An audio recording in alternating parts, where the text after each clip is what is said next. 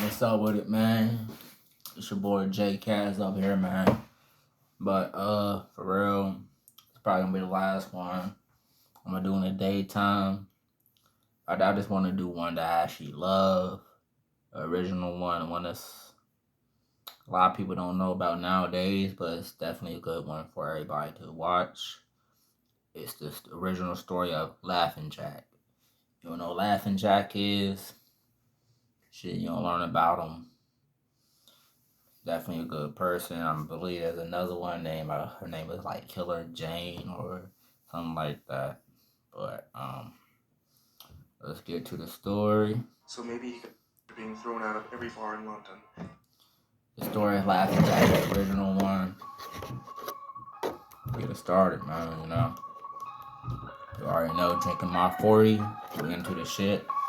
Gonna stop a few times, get my little facts, It's not Christmas even Eve facts. in snowy 1800s England. But get my little opinions, from the story, shit like that, this and that, Let's get into it though. Alright. And in a small house at the edge of town, there lived a lonely 7-year-old boy named Isaac. Isaac was a sad child with not a friend to his name. And most children were spending the time with their families and eagerly looking forward to opening the presents that were placed with care beneath a beautiful decorated Christmas tree. Little Isaac spent this most holy of nights alone in his cold, dusty attic room. Isaac's parents were very poor, but his mother was a strict crow of a woman who stayed at home and schooled Isaac. His father would work long hours down at the London harbour to support his family, though a large portion of his earnings went towards purchasing and consuming copious amounts of alcohol at the end of his shift. And sometimes he would come home drunk after being thrown out of every bar in London and shout at his beloved wife. Occasionally, he would escalate to violence. This already seeming like some fucked up abuse type shit, feel me? I mean, this is a 45-minute long video. I don't really want to say too much during the shit, but I'm going to though, probably. But as far as right now, dad's a drunk. Motherfucker get drunk too much, come home, want to beat his wife type shit. Nigga, you can't beat up the pussy, so you beat up your wife. I mean, shit, let's get to it though. Would beat her savagely. As it so happens, this particular night was one of those occasions. Isaac just remained quiet, quivering beneath his soiled bedsheets until the screaming and loud banging subsided. Once poor frightened Isaac was finally able to fall asleep, he'd dream of what it would be like to have a friend to play with. So maybe he could laugh and be happy like the other children of London. Luckily for little Isaac, this Christmas Eve marked a big change. When his abysmal loneliness caught the attention of a guardian angel, who then crafted a very special gift for the sad little London boy. As the sun rose on that Christmas morning, Isaac opened his eyes to find a strange wooden box sitting at the foot of his bed. With eyes widened in awe, he stared at the colorful little handcrafted box, wondering who had left it. He was not used to receiving gifts, especially toys. But little toys Isaac did have were ones he found abandoned in the street or washed up in the gutters. Isaac scooted up to the foot of his bed, in front of the mysterious box, and picked it up with both hands. The box was beautifully painted, in colorful styles, with carvings of happy clown faces on the side. There was a tag on the box that simply read, "For Isaac." On the top of the box was in engraved text. Isaac squinted his eyes as he sounded out the words. Laughing Jack in a box. Paused. Laughing Jack in a box? Isaac had heard of a jack-in-the-box, but never a laughing jack-in-a-box. His mind spun with curiosity as he grasped the box's metal crank, Isaac turned the crank, and the song Pop Goes the Weasel chimed in rhythm with the crank's gyrations. As the song came into its climax, Isaac sang along with the final verse. Pop goes the weasel. But nothing happened. Isaac let out a sigh. It's broke. Alright, so far, a tune I'm getting from it, you don't ever get shit from Christmas. You got this present from for Christmas. You don't know who it's from. Say Laughing Jack in the Box. You don't know what a Laughing Jack is. You know what a Jack in the Box is. You know, a Jack in the Box one, but a Laughing Jack, you know. But, you know, yeah, liking it so far, you know. Once again, so it's a 44-minute long video. So it might not start getting in depth to probably like 20 minutes, you know. But shit, see what's up with it. He placed the box back down on the edge of the bed and shuffled across his small, dusty room to his dresser, where he changed out of his soiled sleepwear and into his usual tattered clothes. Suddenly, Isaac heard a loud rattling sound coming from the bed behind him. He spun around to witness the wooden box violently shaking, and then without warning, the top of the box swung open, and a parade of colorful smoke and confetti bellowed out. Isaac rubbed his eyes in disbelief of what he had seen. As the smoke cleared, there stood a tall, thin, multicolored clown man, with bright red hair, a swirly rainbow-colored cone nose, and feathery shoulders that sat atop his raggedy and colorful clown outfit. The Technicolor clown spread his arms and excitedly announced, "Come one, come all, whether big or small, to see the best clown of them all. The one, the only, Laughing Jack in a Box." Isaac's eyes lit up. Who are you? The colorful carny stepped down off the bed with a happy grin and said, "I'm glad you asked. So he getting to meet Laughing Jack so far. You know, I mean, story trying to, you know, it's tuning up in like little parts to where it's like kiddish, not too violent, nothing too adult rated content right now. But you know, that's a Story 3 posse. You know, they gotta keep it original, you know, get into it, like get in tune, think it's cool. Then they gonna motherfucking cut your head off with in your ears type shit. Feel me? Like, damn, you already decapitated me. Now you gotta cut my ears off too? Shit, I mean, let's get into it though.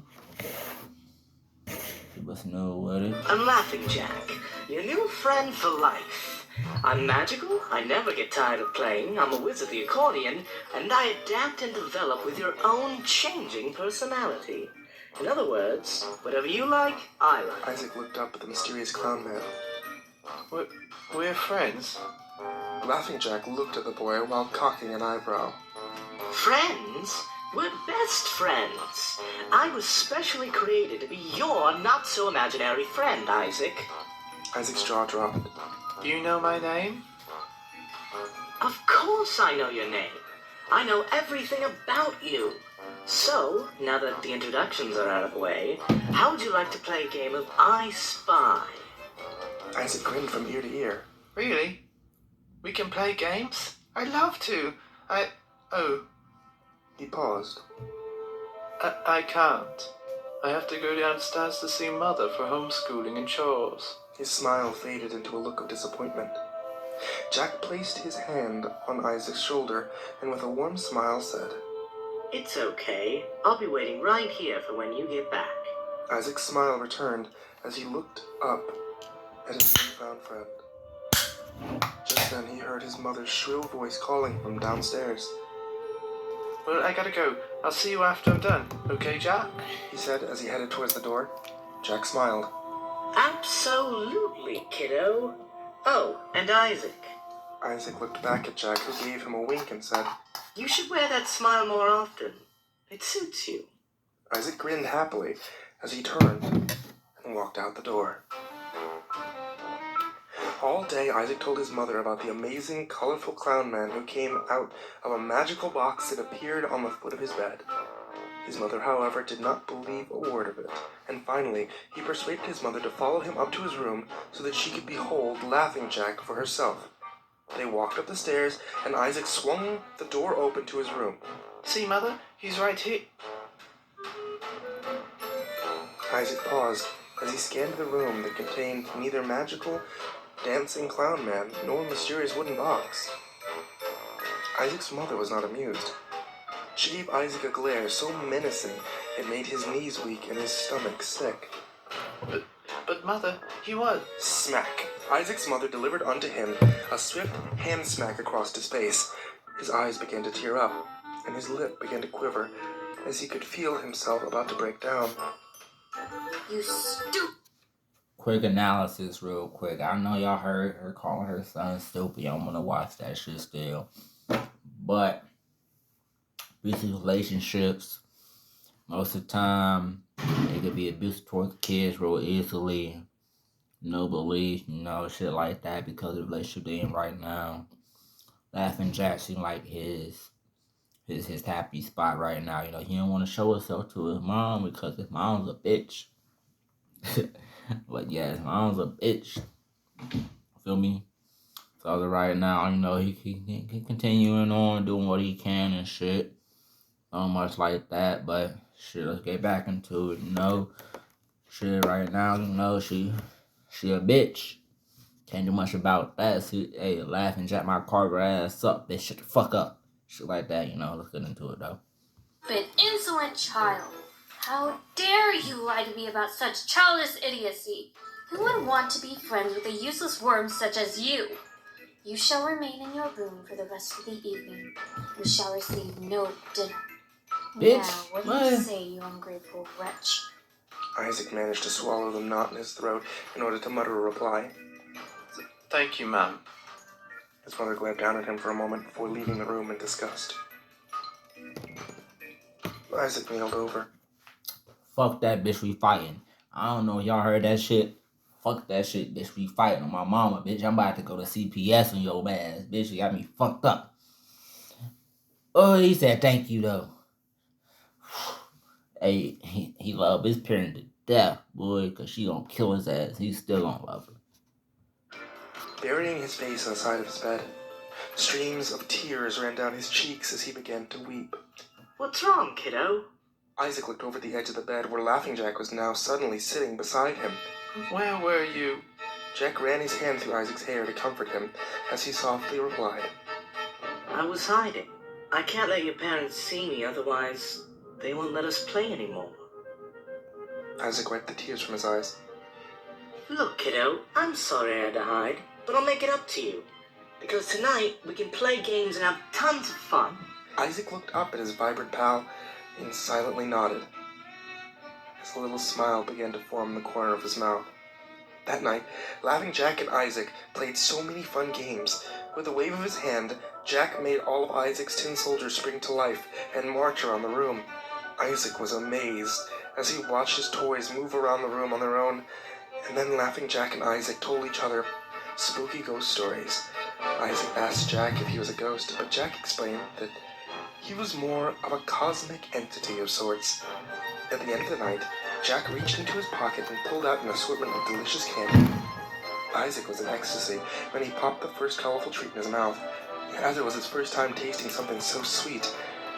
Isaac had so much fun and laughed so hard that night that things seemed to be finally looking up for Isaac. At least, until the incident that occurred 3 months later. It was pleasantly warm and sunny in London that day, which was a bit of a rarity. So with the help of a certain not-so-imaginary friend, Isaac was able to finish his chores early and was allowed to go outside and play for a bit. Things started simple enough. The duo were back behind their house playing pirates when Isaac spotted the neighbor's cat sneaking into their garden. Yag, we've got an enemy spy off the starboard bow. Isaac yelled, captivated by fantasy and imagination. Yo-ho! I'll get some, Captain Isaac. Exclaimed his first mate Jack in his best hearty pirate accent. Laughing Jack's arm stretched out across the garden and snatched the unsuspecting feline, who began to struggle quite vigorously. Don't let him get away, Jackie. I'll make ye walk the plank. Isaac antagonized. Jack's grip on the cat tightened, and his arms grew and extended like anacondas, wrapping themselves around the wily feline as it struggled for dear life. Jack's arms just kept squeezing the animal, pressing the air out of its lungs. As the once dear household pet's eyes began to bulge out of their sockets, there came a loud snap. Jack quickly released the creature from his grip, and its lifeless furry husk thudded against the ground. It was a hushed silence as the two observed the cat's now twisted and mangled corpse. The silence was finally broken by an uproarious laughter coming from Isaac. Wow, I guess cats really don't have 9 lives. Isaac exclaimed, nearly teary-eyed from laughter. Yeah, but won't you get in trouble if your mother finds your neighbor's cat dead in her garden? Oh no, you're right. I'll just throw it back into the neighbor's yard. Isaac panicked as he grabbed the nearby shovel and scooped up the broken cat cadaver before lobbing it over the fence back into the neighbor's yard. They quickly went back inside and up into Isaac's room. About an hour later, it came. The ear-piercing squawk of Isaac's mother shrieking his name from downstairs. Neither Jack nor Isaac said a word as he crept down the stairs, alone to face whatever horrible fate was coming to him. Jack could hear much yelling from downstairs, but couldn't make out what was being said. After about 30 minutes, a teary-eyed Isaac ascended the stairs back into the room. Well? Jack said nervously. Isaac just stared at the ground as he spoke. I tried to tell her it was you that hurt the cat. She didn't believe me. Said you weren't real. Jack frowned, knowing this was all his fault. Isaac used his sleeve to wipe away any tears. I'm being sent off to boarding school. I'm leaving tonight, and you can't come with me. Laughing Jack's face turned to shock. What? I can't come? Where will I go? Isaac said nothing but pointed over to the beautiful, colored box from where his friend had originated. Back in there? But I won't be able to get out until... Jack paused. Isaac looked up at his only friend with tears streaming down his face. Jack, I promise I'll come back for you as soon as I can. Jack looked at the box, and then back at Isaac. And I'll be right here waiting for you, kiddo. Jack smiled as a single tear ran down his cheek. He walked over to the box with a puff of smoke, was sucked back in, unable to be free until once again opened. That night, Isaac was sent off to boarding school. For the first time, Laughing Jack felt what it was like to be lonely. Even when trapped in his box, Jack was able to see things go on around it. So each day, he waited for his friend to return. And each day, the room grew older and dustier. Laughing Jack's one purpose was to be Isaac's best friend for life, and now he waits day after day, month after month, to reunite with his special friend. Isaac's parents still lived in the house, but never came to the upstairs room. The only thing that made their presence known was when Jack would hear their fighting.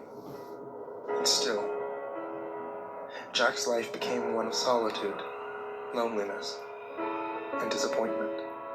As years went by, Jack's once vibrant colors began to fade into a monochrome blur of pitch-black void and stark white emptiness.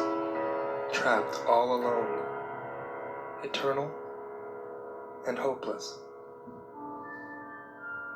13 years passed until the night Isaac's father came home, Alright, see, we got 19 minutes into the video, about 15 minutes into the video on YouTube. Gonna say a lot of analyzation is Jack is a boy who can't control a lot that comes around him. I'm loving the story so far. Laughing Jack has a very childish thing to him to where, hey, you know what, they both pretty much the same age. They both look at each other downwards. Never, he about to get punished by the mom for the cat. How the fuck did they find out that cat, that they did that to the cat? Shit, a cat can get motherfucking rattled up like anything. It's a fucking cat. Who the fuck gives a fuck about a cat? My bad for a lot of people that got cat people out there and shit. You know, my sister got a cat, Salem and shit. You know, I love cats, but I'm allergic to them bitches. But at the same time, motherfuckers gonna kill a cat. Or what killed the cat? Bro, there's a lot of shit bigger than a cat. What killed a dog? Alright, that makes sense. It's a big ass pit bull, feel me? Like, not a lot of shit gonna kill a big ass pit bull in the city. So, I understand that point of view. You gotta go to boarding school. How the fuck did they find out who the fuck killed the cat? Like, what? My mom would have came up to me, and this cat died in the neighborhood said you. Oh, what? I didn't see that cat. That cat came over here earlier and disappeared. Fuck. Bitch gonna talk to me about a damn cat sending me to boarding school. Bitch, I'm gonna beat you the fuck up. I'm against hitting women, 100%, but my mind state, bitch, I'm gonna beat you the fuck up telling me I go to boarding school about a damn fucking cat. Bitch got me fucked up. Alright, let's continue this shit on though. Drink this 40, feel me, get vibey and shit, man, alright? Really drunk and got into an argument with his wife as per usual. Things escalated to physical violence once again. However, this time, she didn't get back up.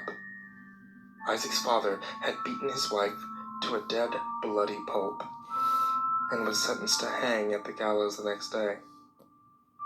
With both his parents dead, this meant that now 20-year-old Isaac inherited the dusty old house, the one that he had spent the earlier half of his childhood in. Laughing Jack was quite surprised when he heard his old friend's footsteps walking up the stairs to the attic room for the first time in 13 years. However, it was not the reunion that Jack had hoped for. Isaac looked different. Not only was he older, but he also seemed to possess this odd, grim look on his face. No longer was he the hopeful and curious young boy Jack first met all those years ago. Jack eagerly awaited Isaac's releasing him from the prison that he had waited in for so many years, but still, Jack's box sat there untouched and unnoticed on the shelf in the corner of the room with all the other dusty, unwanted knickknacks. Isaac had completely forgotten about his old friend, dismissed as some sort of early childhood fabrication. Surprisingly, this made Laughing Jack feel nothing. He was hollow. 13 years of waiting and disappointment left the monochrome clown void of sorrow and self-pity. Jack remained in his box, colorless, and without emotion. The next day, Isaac went off to work at his job as an upholsterer, doing furniture repairs for the good people of London. Jack waited in captivity. Hours later, a drunken Isaac returned home and stumbled up the stairs to his room, but this time, he had a friend with him. It was a lady friend Isaac had picked up at the bar earlier that evening. She was beautiful, with flowing blonde hair, sapphire blue eyes, and a smile that could make hearts melt. Laughing Jack's attention was... Alright, well, I'm gonna say this right now. I try to make a lot of eye contact, so y'all can know what I'm feeling. A lot of facial expression, know what I think of the story, shit like that. So, yeah, this little little subject. Wanna just quick up on, say some shit about, let's go. Drawn to Isaac's guest. Who's this? A new friend? Why does Isaac need new friends? I thought I was Isaac's only friend. Jack thought to himself from within his hellish confinement. Isaac and his lady friend sat down in the bed and chatted about life in London. Isaac made a joke about the weather, and they both laughed. Laughing Jack hissed with envy over Isaac's new friend. Isaac and the girl looked deeply into each other's eyes as they leaned in for a kiss, locking lips with a passionate swirling of tongues in one another's mouth. Jack was perplexed by the strange display of affection, for he had never seen kissing before. As the kissing grew more intense, Isaac ran his hand along the girl's smooth thigh and up her dress. However, his guest just brushed his hand away. Isaac was persistent, though, and once again ran his hand up along her smooth thigh and up her skirt, this time placing his hand upon her silk undergarments. The woman took great displeasure with Isaac's sexual advancement and pushed Isaac's hand away before delivering a hard smack across his face. Isaac's eyes darkened as he glared at the woman. His once drunken passion turned into booze-filled anger. The woman's heart sped up as she saw Isaac's face boil with rage. "Stupid whore!" Isaac yelled as he smashed his fist into the girl's face, and Laughing Jack's eyes widened as he witnessed long streaks of red liquid gushing from the girl's nose. What game is this? His eyes aversion to such violent sights. Isaac firmly clutched the girl's wrists with one hand as he tore her underwear off with the other. The terrified girl tried to fight back, but Isaac was overpowering her. He roughly fondled her breast before savagely grabbing her hair and forcing his tongue down the sobbing woman's throat, who responded by chomping down as hard as she could on his tongue. Jack watched with wide and curious eyes as his old friend released his new playmate and clutched his mouth as it filled with warm red blood. The frightened girl fell off the bed and dropped down on the floor as she scurried toward the exit. Isaac quickly lurched forward and was able to catch his fleeting plaything by the end of her dress. Reaching back, he wielded a lead candlestick off the nightstand beside him, and with all of his might, bashed the back of the young woman's head, which burst open like a ripe watermelon. Thick blood splattered across the room as the girl's body convulsed on the ground for several seconds before going completely still. Blood was everywhere. Some droplets even managed to get onto Laughing Jack's box. He was very much enjoying the show. For the first time in 13 years, a smile began to creep across Laughing Jack's face. And all of a sudden, a chuckle escaped his cold lips. Then another, and another, until Jack was cackling and howling with laughter from inside the sealed box. What a wonderfully fascinating game. Jack thought as he watched the motionless girl's golden blonde hair flow red with blood. As the adrenaline began to mellow, Isaac realized he had to dispose of the body. He picked up the girl's lifeless corpse and plopped it on the bed. He then left the room, closing the door behind him and locking it before leaving the house. He returned almost a full day later and re-entered the room, bringing with him a metal garbage can and his bag of upholstery tools from work. He then cleared everything off the wooden desk on the wall opposite the door, and then dragged the bed with a bloody corpse into the middle of the room. This not only gave Isaac room to work, but it also gave Laughing Jack a front row seat to the whole spectacle. Jack watched with a big, unfading grin as Isaac played his new game with his soiled corpse. And once Isaac was all set up, he got to work. First, he dumped out the contents of his big black tool bag onto the work table beside him. An assortment of knives, hammers, pliers, and other tools were now laid out before him. His first pick was a curved upholstery knife, which he used to carefully skin the body. That skin was then placed on the rack to be stretched and turned into leather. Once that was put in its place, Isaac then used a handsaw to saw off the arms and legs and head, disturbing the home of several families of maggots in the process. After filling the garbage can with bleach and other vile chemicals, he submerged the limbs until the meat was stripped from the bones. Isaac fished the bones out of the soupy corpse juice and placed them on the work table. Then, in the cover of night, he brought the trash can outside and dumped the rotten remains into the London sewers to be swept away into the harbor. For the next 3 days, Laughing Jack watched with wonderment as the inspired Isaac crafted the once human anatomy into a grotesque armchair abomination. The femur was made into the back legs of the chair, while the tibia, with the feet still attached, of course, were made into the front chair legs. A wooden frame was... Alright, so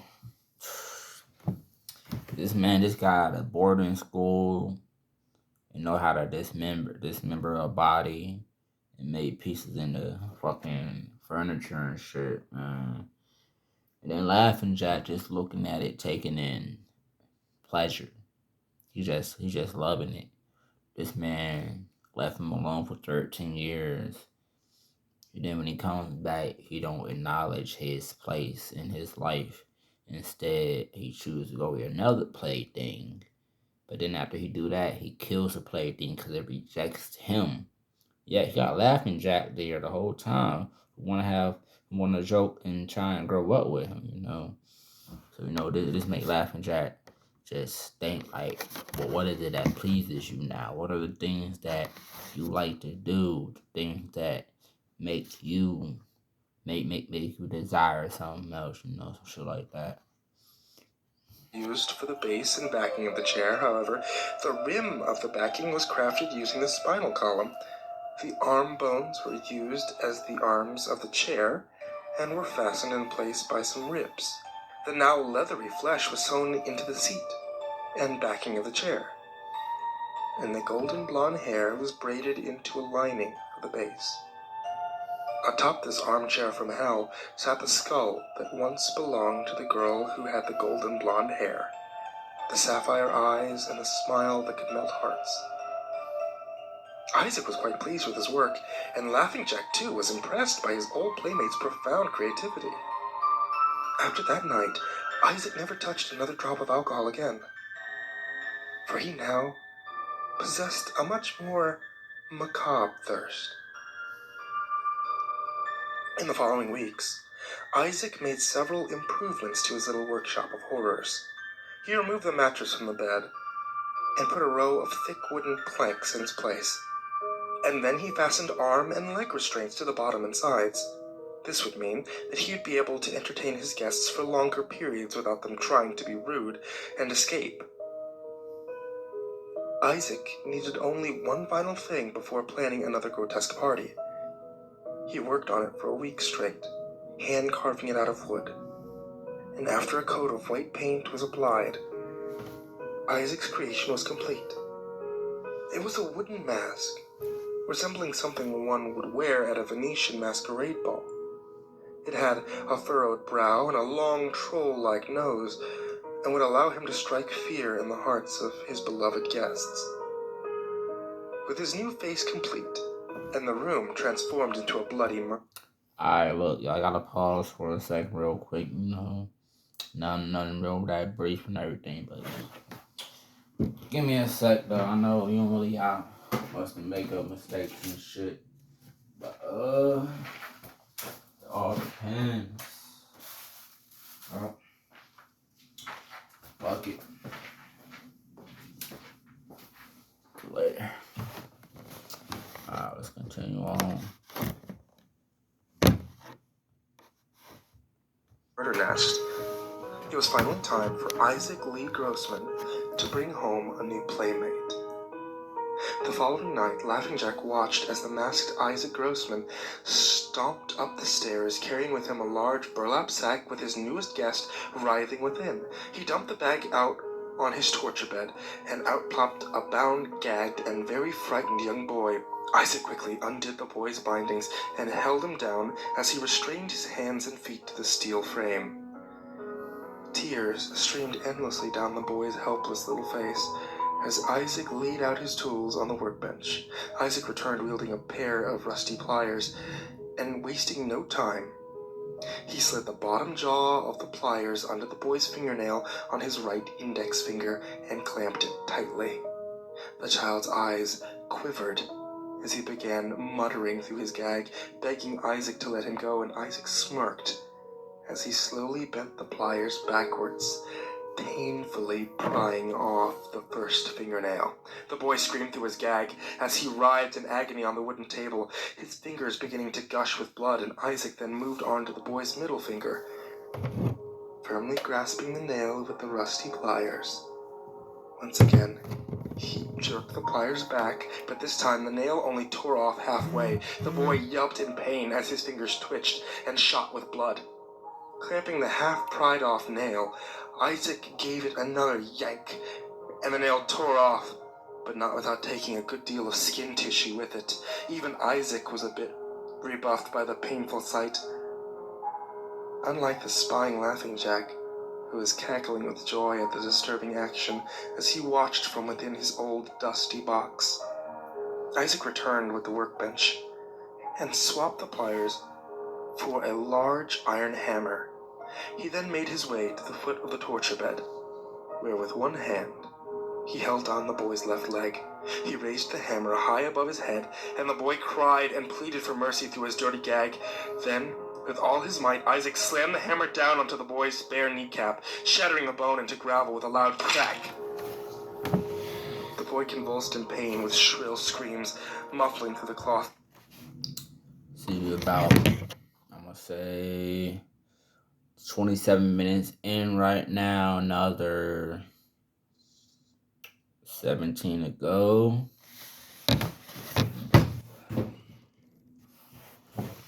And from females to young boys, fingernails, Laughing Jack still loving it.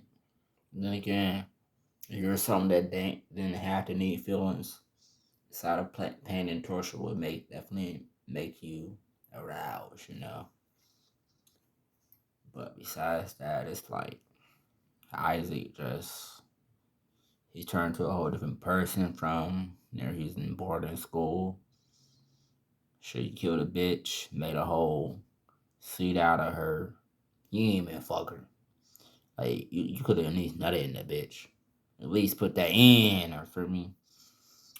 But now you're torturing little boys and shit, ripping off fingernails, hitting down hammers and shit. And once again, this ain't none of the most sanest shit you're gonna hear, you know. It's a lot of brutality, a lot of gore, a lot of this and that into it, you know. But we got 36 minutes on the video, almost 37. Got about 17 minutes of this video left. I know, you see what I'm doing right now. I ain't trying to put too much feedback in the long videos like that. It helps out. But, yeah, I like Laughing Jack as a person, though. Like, if you don't have to have emotions and you can sit back and watch people get murdered, the fuck? You don't have no emotions. So you can do it without a second of remorse, because you see already something else doing it, you feel me? But, yeah, like I said, let's get back into the video, see what happens. Gag tied tightly around his face.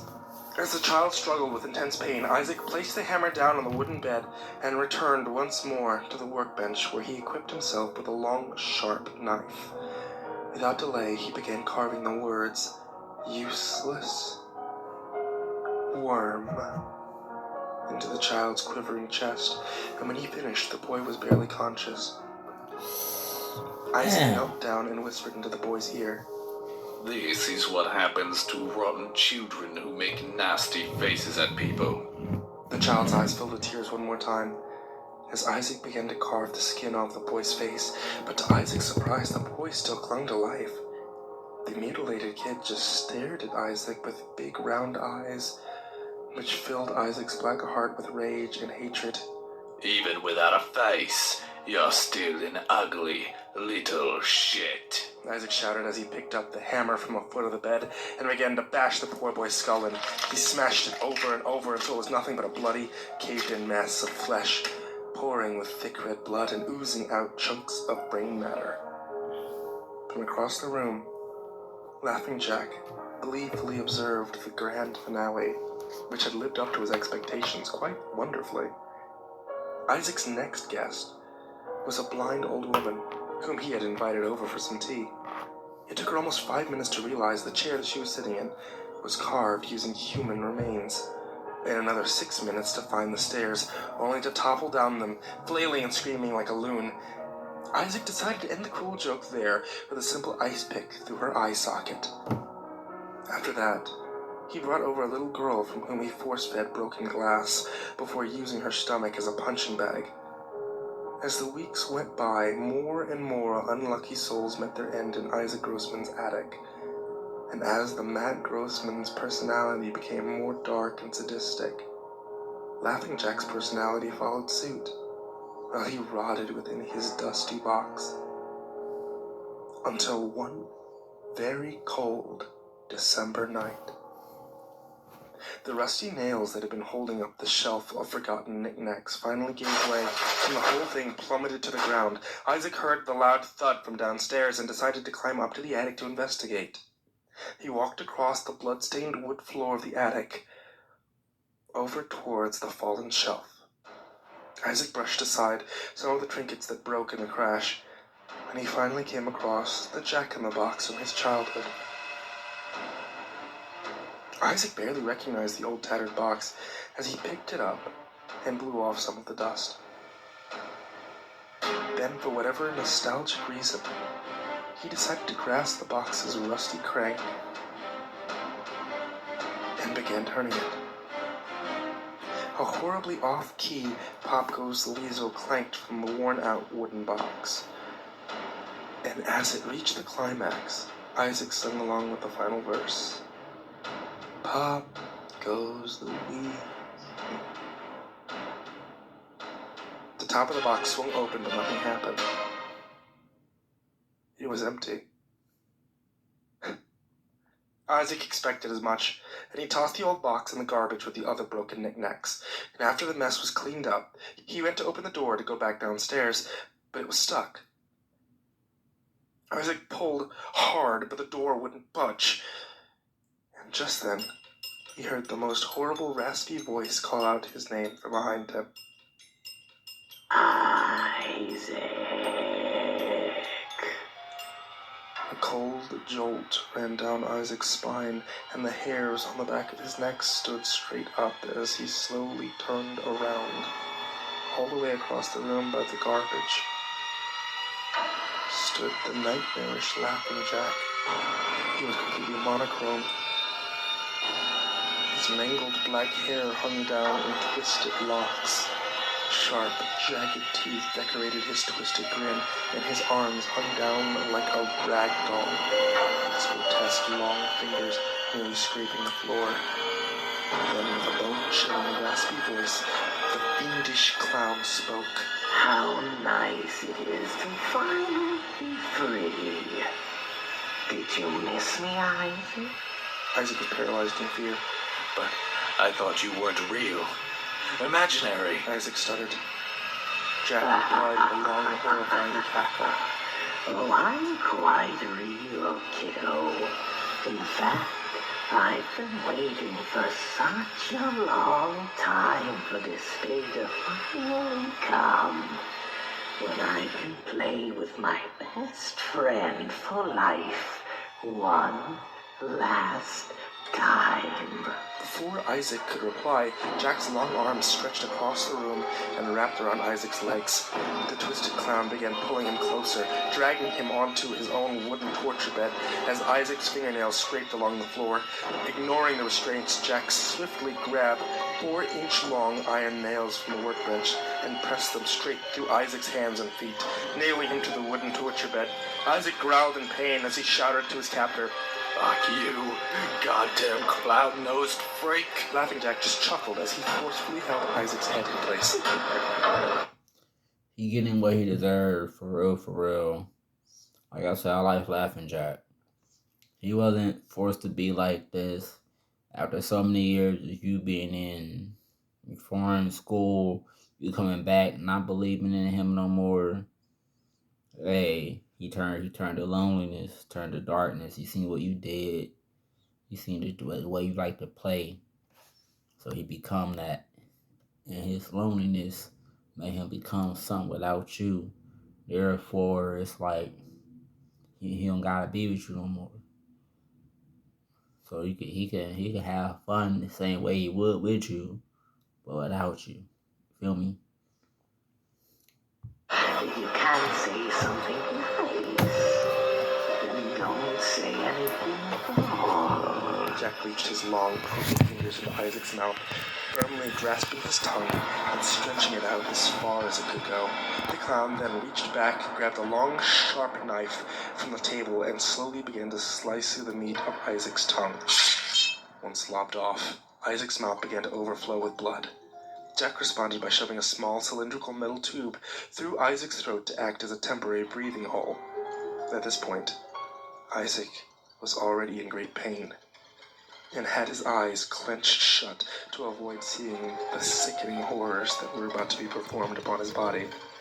Come on, it's no fun if you don't watch. Laughing Jack said playfully. But Isaac kept his eyes tightly shut. Laughing Jack sighed. So you said. Jack then forcibly held open one of Isaac's eyes. He reached back with his big arm and took out some long, pointy fish hooks from the workbench. Slowly, Jack pushed the sharp end of the hook through the top eyelid, straight through the bottom of the eyebrow, and out the top, permanently pinning it open. Then he took out a second hook, pushed it through the bottom eyelid, and pinning it to the cheek. Jack repeated the process to the other eye, and before long a series of sharp metal hooks made sure Isaac didn't miss out on any of the action. Laughing Jack then took the same knife that he had used to lob off Isaac's tongue and began to focus on the removal of Isaac's lips. Jack carefully sliced 2 long strips of flesh off Isaac's upper and lower mouth, causing his teeth and gums to be completely exposed. Looks like someone hasn't been flossing regularly. Laughing Jack cackled under his breath as he reached back and grabbed the hammer. Isaac's attempt to mutter some kind of beg for mercy, however, only gurgled moans escaped from his throat. Jack raised the hammer into the air, and with a twisted grin, he slammed it down, giving off a loud crack as the iron hammer shattered Isaac's teeth like brittle clay. Jack dropped the hammer and began to howl with laughter as he tore open Isaac's shirt, taking the sharpest knife. Jack cut straight down Isaac's chest, all the way down past the stomach. Isaac groaned with sharp, stinging pain as the monochrome monster wormed his wretched fingers underneath the skin on Isaac's chest, peeling it back as he would to perform his horrible live autopsy. First, Jack began to pull out Isaac's intestines in the same manner a magician would pull a series of colorful cloths out of a pocket. And then, after snipping off a small length of intestine, Jack pressed one end against his cold black lips and began blowing air into the foul organ. Once inflated, he twisted it up into the shape of a poodle, and with a loud chuckle exclaimed, I can do giraffes too. Isaac remained still, in pain and shock, as the clown creature gently placed the macabre balloon animal beside Isaac's head. For his next trick, Laughing Jack reached deep into Isaac's open stomach cavity and yanked out one of his kidneys, holding it in his hand. Jack turned to his captive friend and shrugged, stating, Kidneys really aren't my thing. Tossing the organ aside, Laughing Jack noticed that Isaac was beginning to drift into death. Feeling tired already? Why, we're nearly at the grand finale. Laughing Jack exclaimed as he reached into his sleeve and pulled out a long adrenaline needle.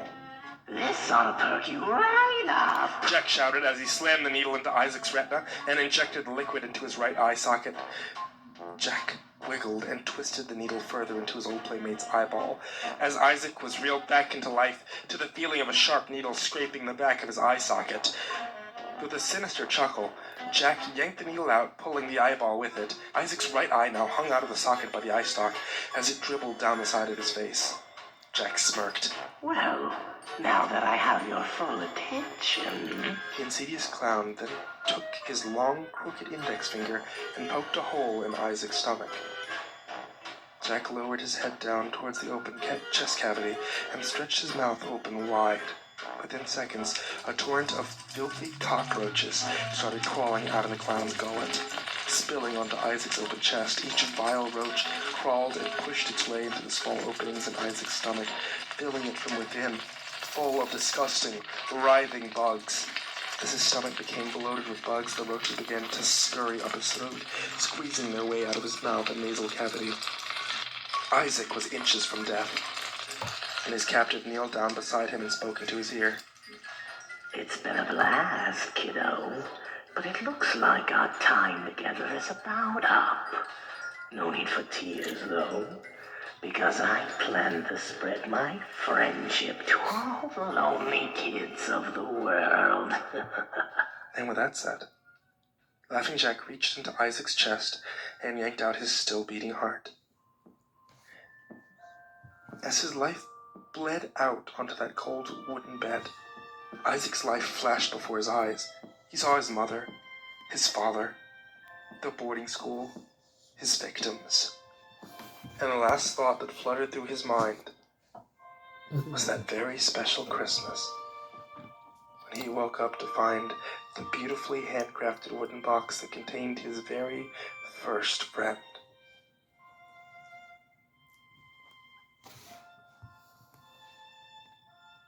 There are rumors that when the police finally found Isaac Grossman's rotten, maggot-infested corpse weeks later on Christmas Eve,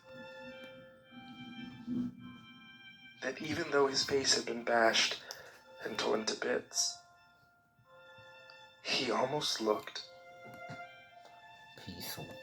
happy. Shit like that.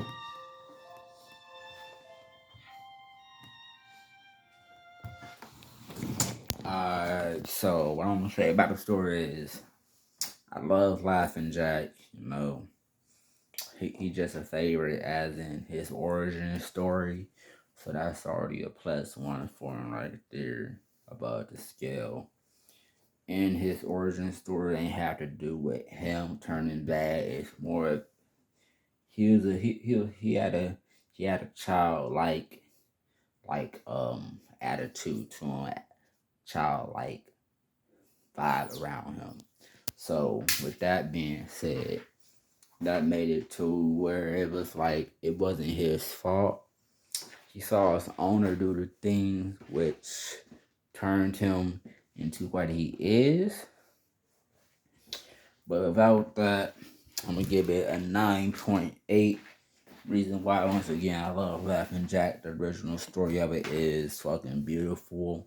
To know that, once again, a clown is a very ugly thing in life. People hate, people look at it and be like, oh, no what, I don't like that. But then it's like someone can make friends with that clown and they can turn to the thing that the clown is looking up towards, you know.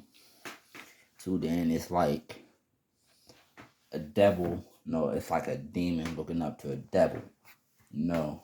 And then that demon becomes an even bigger devil. That's what it's like for the story.